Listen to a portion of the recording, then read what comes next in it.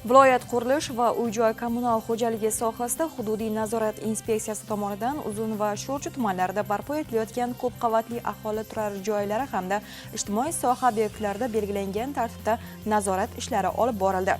O'rganishlar natijasida aniqlangan kamchiliklar bo'yicha zarur choralar ko'rilib, mas'ullarga zarur topshiriqlar berildi.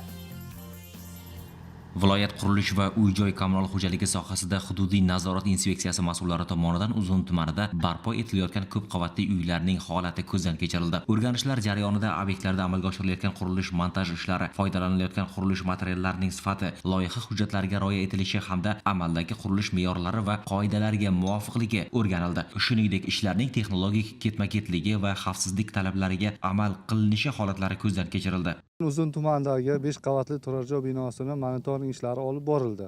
Bunda binoda yig'ilib qolgan chiqindilardan tozalanmaganligi hamda binoning 2-qavat zinasida terilgan g'ishtlar loyiha asosida qilib bajarilmaganligi aniqlandi hamda kerakli yozma ko'rsatmalar berilib, quruvchiga tushuntirish ishlari olib borildi. 5 qavatli 20 xonadon turar joy binosini qurishni boshlaganmiz.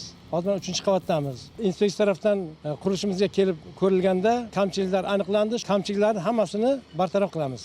O'rganish davomida aniqlangan kamchiliklar yuzasidan mas'ul tashkilotlar va pudratchilarga tegishli ko'rsatmalar berilib, qurilish ishlarini belgilangan talablar asosida sifatli va o'z vaqtida bajarilishi bo'yicha zarur vazifalar belgilandi. Shuningdek, nazorat tadbirlari kelgusida ham davom ettirilishi, ijtimoiy ahamiyatga ega obyektlarning belgilangan muddatlarda foydalanishga topshirilishi ustidan doimiy monitoring olib borilishi ma'lum qilindi.